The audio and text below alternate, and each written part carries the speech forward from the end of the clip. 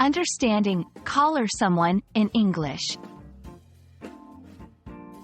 Hello everyone. Today, we're going to explore a fascinating phrase in English, collar someone. This expression is used often in everyday English. But what does it actually mean?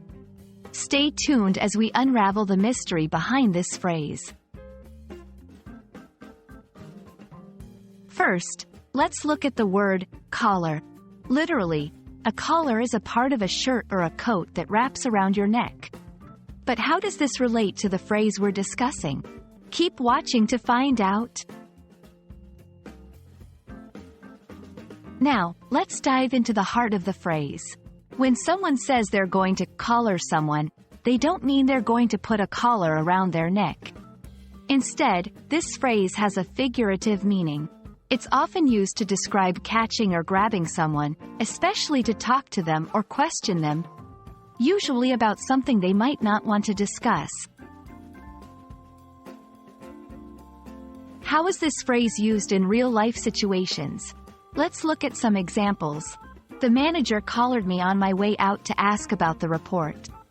I need to collar John about the missing files.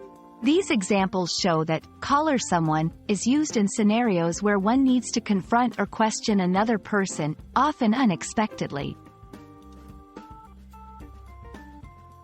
It's also interesting to note that this phrase can vary slightly in different English-speaking regions. For example, in some places, people might say, grab someone by the collar, which emphasizes the urgency or abruptness of the interaction.